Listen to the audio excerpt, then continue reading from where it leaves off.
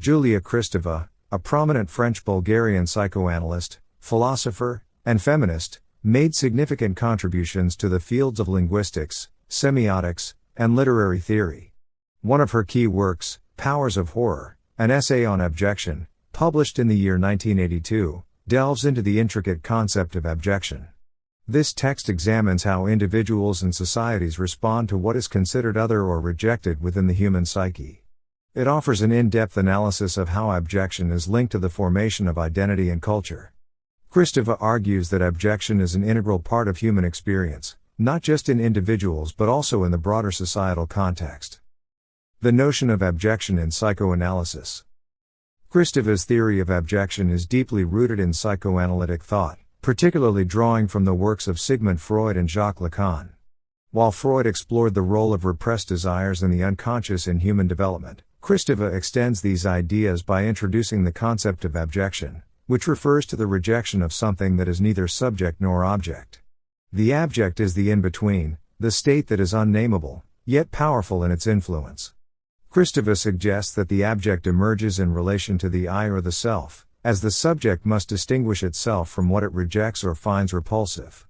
This rejection can be physical, such as bodily fluids, or symbolic, like ideas that challenge societal norms or threaten the stability of identity. The experience of abjection, she argues, is essential to understanding both the self and society. Abjection and the birth of subjectivity. The process of abjection is central to the formation of subjectivity. According to Kristeva, an individual must distance themselves from the abject to form a coherent identity. This dynamic process is akin to what Lacan calls the mirror stage, where the infant recognizes their reflection and forms a sense of self. However, Kristeva posits that abjection represents a more fundamental, primal experience. The self is not simply formed by recognizing itself in a mirror, rather, it is shaped through the expulsion of the abject, which includes all that is considered impure, taboo, or outside the bounds of the socially acceptable. The abject is expelled to create boundaries between the self and the other, marking a psychological threshold that defines individual subjectivity. Abjection in cultural and social contexts. Kristeva's exploration of abjection extends beyond the individual level and examines how societies grapple with what they perceive as abject. In many ways, the abject functions as a boundary that upholds societal order. The abject is what must be excluded or marginalized to maintain social cohesion. This can be seen in cultural practices that stigmatize certain behaviors, people, or beliefs. For instance, in religious and cultural contexts, the abject often takes the form of the taboo, such as the rejection of menstruation, decay, or death. These taboos reinforce the notion of purity and impurity, allowing societies to define what is acceptable and what is not. Kristeva's work suggests that this exclusion is not only an individual experience but is embedded within cultural and social structures, which continually reinforce the boundaries of the subject. The role of the body in abjection. A key aspect of Kristeva's exploration of abjection is its connection to the body. The body is at the center of her analysis because it is through the physical experience of abjection that the subject confronts the limits of identity. The body, in its various states of disarray, such as excrement, vomit, or decay, represents the ultimate form of abjection. Kristeva refers to these bodily fluids and substances as the matter out of place, which challenge the distinctions between the inside and outside of the body. The body, when it fails to maintain its integrity, becomes a site of abjection. The encounter with the abject is not merely an intellectual process, it is visceral, deeply felt, and associated with a sense of horror. The body's physical breakdown confronts individuals with the fragility of life and identity. Abjection and the maternal. The concept of the maternal is intricately linked to Kristeva's theory of abjection. The mother, in Kristeva's framework, occupies a unique position as both the origin of life and the site of potential abjection. The mother's body, which is the source of nourishment and comfort, is also the source of the abject. The experience of separation from the mother, particularly during the early stages of childhood, becomes a crucial moment in the formation of subjectivity. For Kristeva, the maternal body is both nurturing and threatening. The infant's dependence on the mother is simultaneously an experience of love and fear of engulfment. The maternal body represents a space of ambiguity, where the subject confronts the abject as it separates from the primal unity with the mother. Abjection and the art of horror.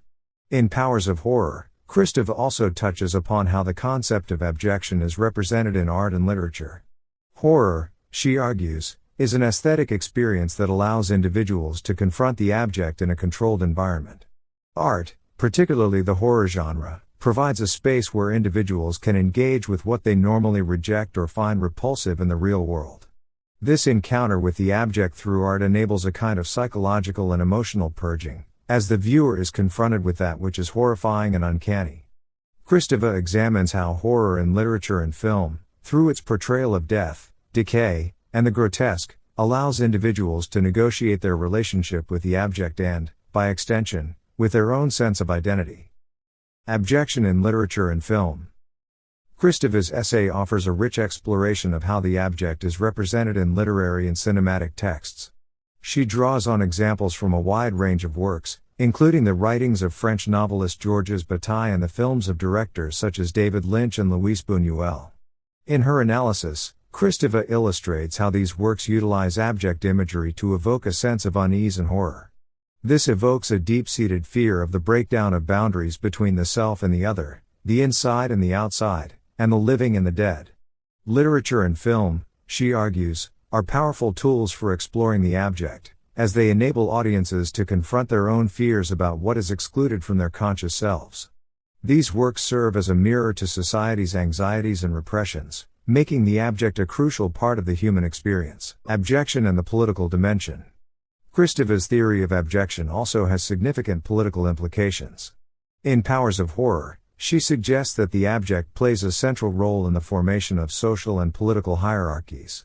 Those who are considered abject in society, such as the poor, the marginalized, or the other, are often excluded and rejected in order to maintain the stability of the social order.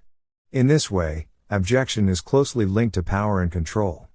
By casting certain groups or individuals as abject, societies are able to affirm their sense of order and superiority. Kristeva's analysis of abjection therefore challenges the structures of power that dictate who is included and who is excluded from the social body.